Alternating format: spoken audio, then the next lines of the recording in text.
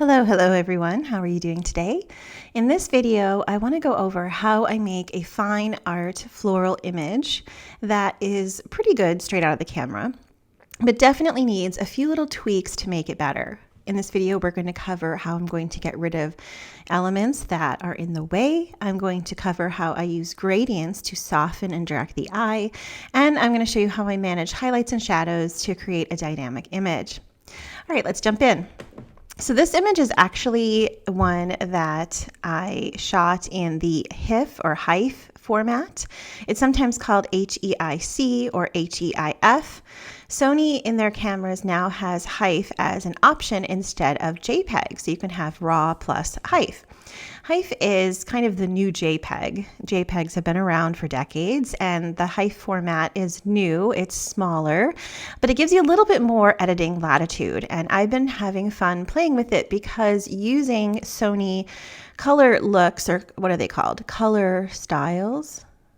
Don't correct me if I'm wrong, but anyway, they have their color profiles. Every company has a different name, and I'm constantly getting it messed up. But anyway, they have one called IN. And it is beautiful. It tends to have a little bit of fade, which remains even if you take the standard portion of fade off in camera. But I love it. I think it's really beautiful, and I like how it renders greens. I like that I can manage the highlights and shadows a little bit in camera. So that is how I shot this image. This is straight out of the camera with no editing. I did use off-camera flash. I had a small 12-inch umbrella with diffusion and a bounced flash into that umbrella being handheld by me to the left of this Zinnia. Okay, so I'm not going to do a whole lot here in Lightroom. I will later. I have this process where if something looks decent, I'm going to just take it straight over to Photoshop and do the bigger adjustments, and then I'm going to come back and do tweaking in Lightroom. But this one, the highlights are good, the shadows are good, the histogram looks good, and we're going to push this histogram over to the right a little bit at the end of the process to get it print ready, but for now it's pretty good. So I'm going to go edit in Photoshop. All right, now that I have the flower over here in Photoshop, I want to start to remove things that are drawing the eye away from the main subject, which is this Zinnia. And when you're shooting in situ in the garden, you're going to get a lot of weird overlaps, weird blobs of color, just because there's a lot of activity going on. The other flowers in here are less cumbersome and less annoying, versus this one, which is right connected to this flower. And I think in this case, I want all of these flowers to go away. So I'm going to show you a couple different ways that I tackle removing them. The first thing that I want to do is just duplicate my layer, Command or Control J, so that I have another layer to work on. And then I'm going to go up here to my object selection tool.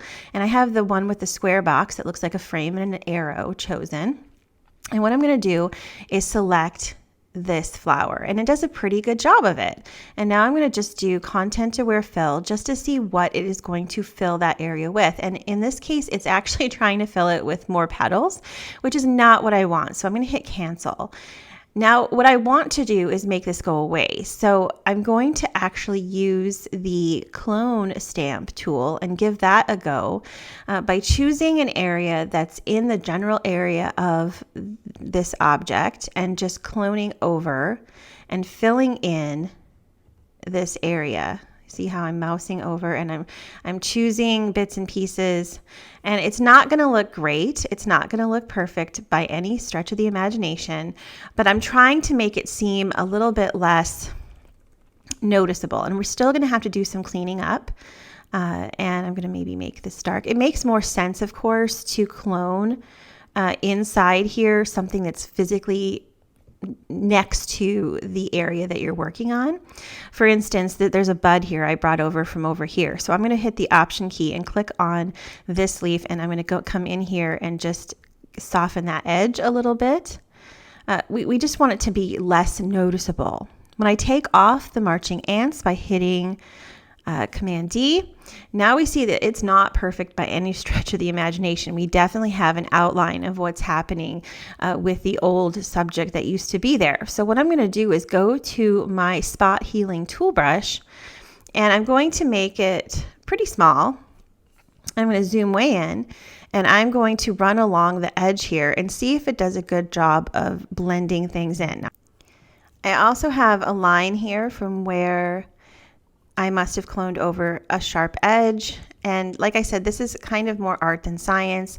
One of the things that you can use as well, if you're getting this sort of jaggedness that you see here, it just doesn't look very good. You can right click on the spot healing tool brush area and you'll find the patch tool, which can sometimes be a little bit better than other options. And I'm just going to go over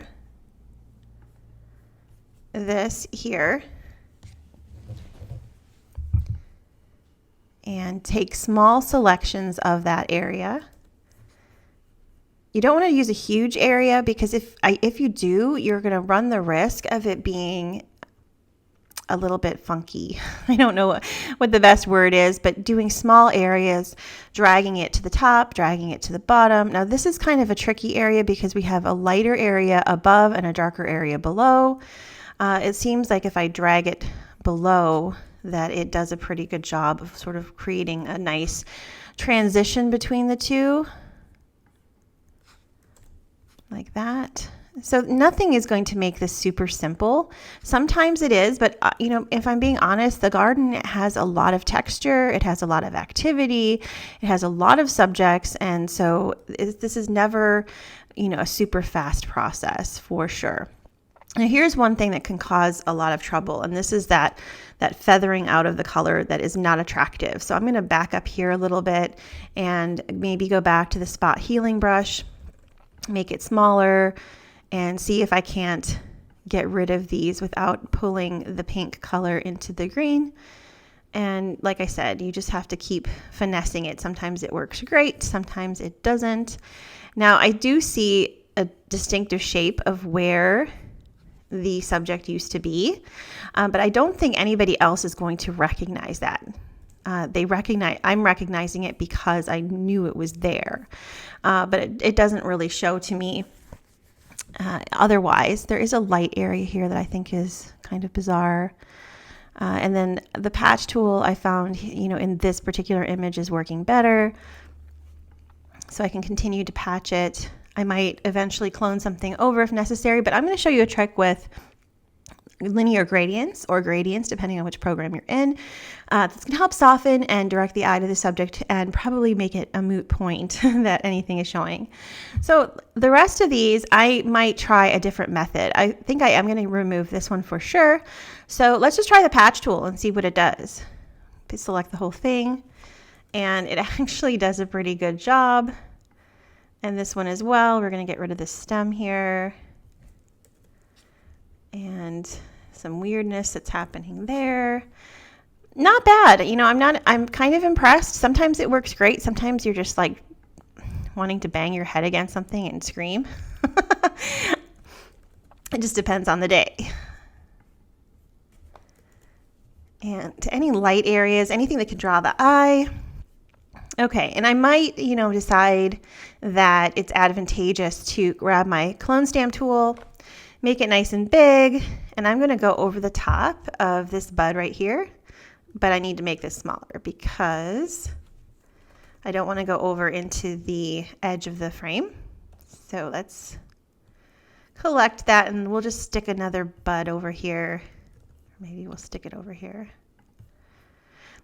Very faint other bud back there to give some believability. All right, enough of that. All right, so we've done some of the creativeness here, and now I want to just sort of make this all go away and look nice and smooth, but still recognizable as being part of a zinnia field. So what I'm going to do is grab my color picker, and I'm going to choose a nice dark color here. And I want it to be a nice dark green, but not necessarily almost black, and not too light. This area right here is looking pretty good to me. And now I'm going to grab my gradient tool, and by default it puts it at the bottom. I want it at the top, so I'm going to swing this little line of the linear gradient option, the angle, I'm going to swing it all the way to the bottom, and that puts it at the top. Now I want to remove my main subject from the overlap of this gradient. So I'm going to go over to the subject here, down to the base layer, grab my object selection tool, and select my Zinnia. Now I'm going to go back to my layer mask, select the brush tool, and I want the opposite color. So this is white, so I'm going to want black. That means that I'm going to be concealing the effect. White reveals, black conceals. I'm concealing the effect that has fallen over the top of the Zinnia here, and I am going to paint it off. The brush is just removing the overlap where the gradient went over the top of it. Command or Control D to remove the marching ants, and then I can lower the opacity of this down to maybe 60% so that it just sort of dulls back. We don't want to lose the detail back there. We don't want it to be 100% gone. You know, if I go up to 100%, it looks like somebody painted on top of it, and I don't really want that. I want to remove it enough so that it just sort of makes the eye not notice it. So 50 to 60% in there is usually where I go in a dark background like this. And I'm going to do the same thing with the foreground. And I'm going to choose a dark green from the foreground, but maybe a little bit lighter. So this leaf over here is looking pretty good. So let's maybe choose that green. It's much lighter. We're going to choose a gradient again. And as you can see, it's much lighter. I am, of course, not going to keep this at 100% opacity, but the same thing. I want to choose my Zinnia again. And then go back to the layer mask, choose my brush with the black mask chosen. And I don't want to take it off of this whole thing. So hitting the X key reverses what I just did. Makes it a white mask on a white mask. So I'm putting the desired effect back on. Marching ants off, and then lower the opacity to 50 to 60% or so. It just, maybe in this case, 40%. I don't want to make the leaves go completely away. I want the texture still there. In fact, maybe down to 30% is probably better, in the 30-ish range. And now I've isolated my subject, and it looks just like I want it to look. I want the flower to be front and center. So I'm going to just flatten this. You know, people complain about flattening, but honestly, in these days of storage, I like to have small files, and it's just easier to re-edit from the beginning than it is to start over and have a giant PSD to save somewhere. Command S to save it back to Lightroom. Here is our final. Now we're going to work with, you know, fine tuning this. And what I'm going to do is just select my subject and see if I want to do anything on this. I generally do add a touch of texture, not too much, and sometimes clarity, but clarity tends to strip the color out. I don't want to do that. So just a touch of that. A new mask, I'm going to select the background. And I'm going to lower the exposure on that just a little bit. Well, that is the end of it. That is kind of where I leave it. You can continue on to do more. You could jump into profiles, which would be in this place in the game a finishing touch. You know, perhaps I'd want to use one of my custom profiles to augment the color a little bit, maybe something like this Jan Steen one, which is based on a Jan Steen painting, which kind of mutes down the greens a little bit, but then I do lose some of the pinks in the vibrancy of the pink. So that may be where I would go before I export, kind of using these custom profiles that I have as a final little tweak to the look here, but otherwise I might just keep it where it is and let it go. So that is the end of this edit, sort of. I will probably continue on doing more. Thank you for joining me. I'll see you in the next video, and don't forget to subscribe. Thanks everyone. See you later. Bye-bye.